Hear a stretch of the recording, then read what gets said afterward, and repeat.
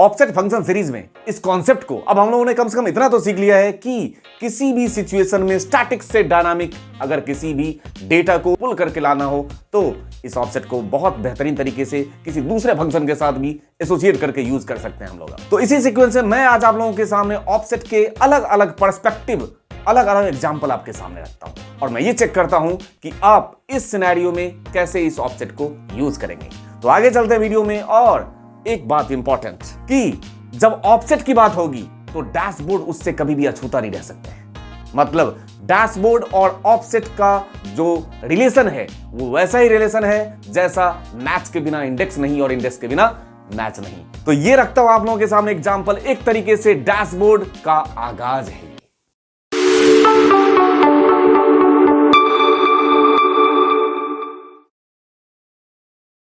जब डैशबोर्ड के डेटा को पॉपुलेट कराने की बात हो और ऑफसेट का यूज ना हो, ऐसा कभी हुआ?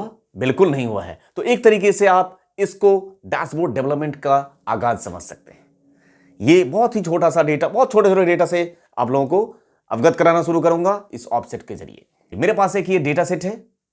इस डेटा सेट में से मुझे क्या करना है, यहां पे रेवेन्यू, कास्ट और इनकम यहां पे रखा हुआ है और उसका जो अमाउंट है वो यहां से उठा के यहां पे पॉपुलेट कराना है। और वो जो पॉपुलेट कराना है वो यहां पे मंथ का एक ड्रॉप डाउन होना चाहिए।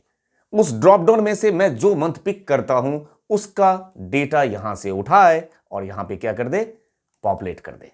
ठीक है, करके देखते हैं। सबसे पहले कर्सर मैंने यहां पे रख दिया और यहां पे एक ड्रॉप डाउन लिस्ट बनाते हैं। ड्रॉप डाउन लिस्ट जो बनाना है वो यूजिंग डेटा वैलिडेशन नहीं बनाना है, वो यूजिंग बनाना है डेवलपर टैब में जाके और कॉम्बो बॉक्स यूज करते हैं। ये डेवलपर टैब अगर आपके एक्सेल में यहां पे नहीं दिख रहा हो अभी तो आपको क्या करना है, फाइल में चले जाना है, ऑप्शंस में चले जाना है और यहां से कस्टमाइज रिबन होगा। कस्टमाइज रिबन में जाके और आपको क्या ले लेना है, यहां से डेवलपर टैब को इनेबल कर देना है, ये चेक कर देना है। ओके कर दिया तो आपके पास ये डेवलपर टैब आ जाएगा। आप यहां पे जाइए और इंसर्ट टैब के अंदर जाके ये रहा हमारा कॉम्बो बॉक्स। अब आप बोलोगे सर बेनिफिट, ये काम तो डेटा वैलिडेशन से भी हो सकता था, लेकिन उसमें और इसमें फर्क है। यहां पे मैं ड्रॉ कर रहा हूं, ऐसे देखिए ये मैंने ड्रॉ कर दिया। इसका बेनिफिट ये होगा कि इसमें जब मैं अभी लिस्ट पास करूंगा, राइट क्लिक किया, फॉर्मेट कंट्रोल पे गया और यहां से मैं लिस्ट लूंगा, इनपुट रेंज, तो यहां से मैं पास कर दूंगा इनपुट रेंज में ये वाला इनपुट रेंज। ठीक है, सेल लिंक, इसको जिस सेल से लिंक कराऊंगा उस सेल में इस ड्रॉप डाउन से जो भी मंथ में पिक करूंगा उसका वो पोजीशन वहां पे दिखा देगा। अब आप बोलोगे सर उसका बेनिफिट, अभी बताते हैं बेनिफिट। यहां पे कर्सर रख दिया, मान के चलते हैं यहीं पे रखते हैं। ठीक, 3D सेटिंग ले लिया, ओके कर दीजिए। अब इसका बेनिफिट देखिए, यहां पे गया, अब मैंने यहां से पिक किया मार्च। ठीक, यहां पे क्या दिखा रहा है, 3, मतलब वो थर्ड पोजीशन पे है इस सीक्वेंस में, इस लिस्ट में। अगर मैंने यहां पे ले लिया जून, यहां पे जाइए 6th पोजीशन पे है वो। बात समझ आ रही है? तो इस तरीके से मेरे पास इस ड्रॉप डाउन के जरिए मेरे पास यहां पे वो पोजीशन बताने लगा है। अब मैं यहां पे जाऊंगा, एक बहुत ही छोटा सा फंक्शन यूज करूंगा, ऑफसेट और रेफरेंस अब आपसे मांगा जा रहा है। रेफरेंस में मैं कर्सर रख दूंगा यहां। साथ के साथ याद रहे इसको फ्रीज नहीं करना है। अगर फ्रीज कर देंगे तो रेफरेंस वहां लॉक हो जाएगा, तो फिर नीचे नहीं मूव करेगा। आपको इसको फ्रीज नहीं करना है, कॉमा, जिससे कि मैं जब नीचे कॉपी करूंगा तो ये रेफरेंस यहां से ना स्टार्ट होके अगला रेफरेंस यहां से स्टार्ट हो जाएगा काम। कॉमा, रो नंबर, तो पहला रो नंबर, पहला का मतलब क्या हो गया, ऑफसेट के हिसाब से सोचिए 0, कॉमा, रो नंबर यहां फिक्स था। अब बात कर रहे हैं कॉलम नंबर की। कॉलम नंबर में कौन से कॉलम से डेटा उठा के लेके आना है वो फिक्स नहीं है। अगर फिक्स नहीं है तो कहां से लेके आना है, मतलब इस ड्रॉप डाउन में से मैं जो सेलेक्ट करूं वहां से लेके आना है, तब भी आपको क्या टेंशन है। अब आप बोलोगे सर इस ड्रॉप डाउन में अगर जून सेलेक्ट किया तो पोजीशन 6, मतलब 6th पोजीशन से ये छठे कॉलम से इधर से उठा के ले आए। तो कॉलम नंबर में मैं क्या पास कर दूंगा, ये जो अभी आपने रेफरेंस लिया था ये पास कर दूंगा, हो गया। और इसको कर दूंगा फ्रीज, ब्रैकेट बंद और एंटर, इसको मैं कॉपी कर दूंगा। ये देखिए इस तरीके से आपने क्या किया है, इस ऑफसेट फंक्शन को, offset function use to populate the dashboard data. उस डैशबोर्ड के डेटा को आपने यहां पे इंटरफेस में दिखा दिया ना पॉपुलेट करके। अब आप यहां से चेंज कीजिए, ये देखिए जैन लीजिए, जैन का डेटा ये रहा सामने, यहां से उठ के आ गया। यहां पे जो भी आप ड्रॉप डाउन से डेटा उठाएंगे वो उस मंथ का डेटा आपके सामने हाजिर हो जाएगा। इसको थोड़ा सा और इम्प्रोवाइज कर देते हैं। अब क्या कर देते हैं, इसको सेलेक्ट कर लिया, इंसर्ट टैब में चले जाते हैं और यहां से एक चार्ट भी बना देते हैं, वो और बढ़िया लगेगा देखने में।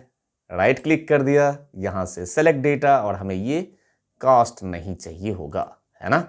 ओके कर दिया, सिर्फ रेवेन्यू और इनकम, और यहां से ऐड डेटा लेवल्स। तो इस तरीके से आपने एक छोटा सा चार्ट भी बना दिया। अब देखिए यहाँ पे अगर ये चेंज तो डेटा भी चेंज और ये भी चेंज। ये समझ में आ गया। अब आपको लेके चलता हूं एक और एग्जांपल, बहुत ही बेहतरीन।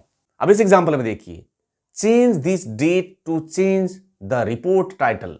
मतलब यहां पे अभी जैन का डेट है, तो यहां पे रिपोर्ट टाइटल में क्या लिखा है, जनवरी सेल्स रिपोर्ट ब्रैकेट में 31 डेज। मतलब इस ऑफसेट फंक्शन को यूज करूंगा to automatically create a report.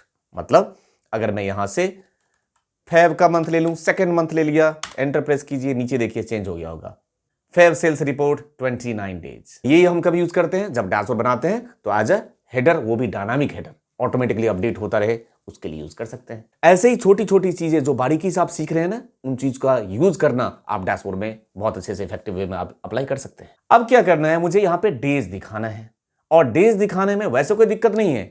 जिस महीने का मुझे डेज दिखाना है उसके लिए हम क्या पास करेंगे, equal to end of month function pass कर देंगे। ठीक है, सेम मंथ का, तो इस महीने का आखिर में पहुंच गए, और बाहर में क्या पास कर देंगे, डे, तो यहां पे डेज दिखा देगा। लेकिन एक समस्या है, वो तब दिखाएगा जब ये जैन से लेके दिसंबर तक का जो ये टेक्स्ट लिखा हुआ है, ये टेक्स्ट नहीं होता, डेट होता। चालाकी कर रखा है, यहां टेक्स्ट लिखा हुआ है, इस टेक्स्ट के बेस पे कैसे यहां डेज आ जाएगा, मतलब ही नहीं बनता है। वहां डेट होता ना, जनवरी का कोई भी डेट होता, तब आप यू मंथ पास करके उस महीने का आखिर में पहुंच जाते और बाहर डे पास करके आपका काम हो जाता। यहां नहीं होगा। इसके लिए यहां पे काम होगा जुगाड़। तो वही जुगाड़ कर देते हैं एक बार। क्या फंक्शन पास करेंगे वो देखिए, इक्वल टू फंक्शन पास कर देता हूं डेट, मैनुअली करना होगा सारे सेल के लिए, डेट, और यहां पास कर दिया मैंने ईयर। कौन सा ईयर, इसका ईयर ले लेते हैं, ब्रैकेट बंद, कॉमा, मंथ, तो मंथ में मैं पास कर रहा हूं, मैं एक महीने पहले आगे चला जाता हूं, फरवरी, कॉमा, तारीख 1, ब्रैकेट बंद और एंटर। ठीक है, मैं फेब मंथ में चला गया, और एक छोटा सा काम, इसके बाहर चला देता हूं मैं डे। ठीक है, तो इस डेट को डे में कन्वर्ट कर देगा, और यहां पे बाहर जाके मैं पास कर दे रहा हूं -1, एंटर, और यहां पे जाके इसको किस में कन्वर्ट कर दूंगा, वैल्यू में कन्वर्ट कर दूंगा, नंबर में। ठीक, तो ये क्या हुआ, अब आप जरा ध्यान से देख लीजिए। आपने डेट पास किया, ईयर पास किया, ठीक है, और ये पास कर दिया मंथ, मतलब फेब, फरवरी का 1 तारीख, फरवरी के 1 तारीख में से -1, तो कौन से डेट पे पहुंच गए, जनवरी के 31 तारीख पे। थोड़ा सा दिमाग, थोड़ा सा लॉजिक आपके सामने। ठीक है, आ गया जनवरी का 31 तारीख।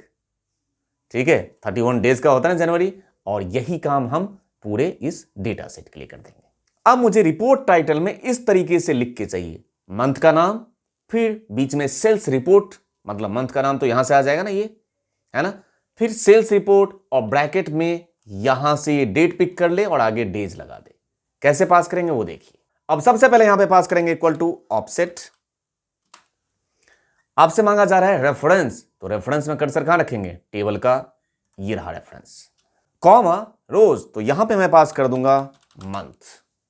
ठीक है, और किसका मंथ उठा लूं, तो इस डेट का मंथ। ठीक है, मंथ उठा लिया, मतलब रो नंबर में आपने पास कर दिया इसका मंथ, यहां देखिए सेकेंड, और कॉमा, कॉलम, तो कॉलम तो पहला ही है, तो क्या पास कर देंगे, 0, फर्स्ट कॉलम, तो ये रहा 0 कॉलम, ब्रैकेट को कर दिया जाए बंद। ठीक है, इतना कर देने के बाद अगर मैं एंटर प्रेस करता हूं, तो यहां पे क्या लिख के आ गया, फरवरी। हमें क्या जोड़ना है उसके साथ, सेल्स रिपोर्ट, तो यहां पे पास कर देंगे एंड। ठीक है, और यहां पे लिख दीजिए सेल्स रिपोर्ट, खुद से, ब्रैकेट बंद और फिर से एंड। अब ब्रैकेट स्टार्ट कीजिए और डबल कोट्स में M% के साथ अब हम फिर से एसोसिएट करना चाहेंगे अगेन ऑफसेट। इस बार ऑफसेट का रेफरेंस कौन, इस बार ऑफसेट का रेफरेंस हो जाएगा ये C4, कॉमा, रो नंबर, तो रो नंबर में फिर से क्या पास कर देंगे, मंथ। मंथ में क्या ले लेंगे, इसी का मंथ, ब्रैकेट बंद, कॉमा, पहला ही कॉलम तो 0 और ब्रैकेट बंद, और यहां पे पास कर दीजिए M%, उसके आगे डेज भी लिखा होना चाहिए ना कि सेल्स रिपोर्ट और 28 या 29 डेज, तो M%, और यहां पे पास करेंगे डेज और इधर वाला ब्रैकेट बंद, एक ये वाला ब्रैकेट स्टार्ट किया और इधर वाला ब्रैकेट बंद और ये ब्रैकेट बंद, एंटर। क्या लिखा, फरवरी सेल्स रिपोर्ट 29 डेज, और यहां से कुछ भी चेंज करते हैं आप तो उसी के हिसाब से दिखाएगा। देखिए सही है, इसको हम कहीं भी यूज कर सकते हैं ना रिपोर्ट का टाइटल दिखाने के लिए, डायनामिक है ना। तो इस तरीके से इस ऑफसेट फंक्शन का यूज हमने किस लिए किया, to automatically create a report title. साथ के साथ आप लोगों को एक असाइनमेंट नहीं दे रहा हूं, आपको मैं सॉल्यूशन करके दे रहा हूं। सिर्फ आप लोगों का काम क्या है, ये आपको समझाना है मुझे, ये YTD का मतलब होता है ईयर टू डेट। आपको मैं ऑलरेडी सॉल्यूशन करके दे रहा हूं, आपको सिर्फ ये मुझे समझाना है कि इसमें मैंने फंक्शन जो यूज किया है, ये आउटपुट जो दिखा रहा है ये क्या दिखा रहा है। मतलब ये जो सम के अंदर आपने ऑफसेट पास किया और मंथ पास करके जो आप आउटपुट लाने की कोशिश कर रहे हो, ये आउटपुट मैं क्या लाना चाह रहा हूं, ये आपको एक्सप्लेन करना है। आप मुझे कमेंट के जरिए बताइए कि मैंने इसमें क्या किया हुआ है। ठीक है, इतना कर देंगे मेरा काम। इस बार मैं सॉल्यूशन करके दे रहा हूं, आपको असाइनमेंट नहीं दे रहा हूं, आपको सिर्फ एक्सप्लेन करने के लिए बोल रहा हूं। वजह क्या है, वजह यह है कि थोड़ा सा आपको एक्सप्रेसिव बनाना चाहता हूं। मतलब आप कितनी भी नॉलेज इकट्ठा कर लें, कितनी भी नॉलेज इकट्ठा कर लें, लेकिन अगर आप सामने वाले को प्रेजेंट नहीं कर पाए तो वो नॉलेज आपका किसी भी काम का नहीं है। इसी उम्मीद के साथ आज ये मैं आपको असाइनमेंट नहीं, सिर्फ सॉल्यूशन करके दे रहा हूं। आपको एक्सप्रेस करना है कि सर आपने इसमें ये करने की कोशिश की है। अब आपसे मिलता हूं नेक्स्ट वीडियो में बहुत जल्द। सिर्फ आप लोगों के खातिर कुछ ना कुछ बेहतरीन कंटेंट लाने की कोशिश मेरी हमेशा। Thank you for your love and support to innocent channel.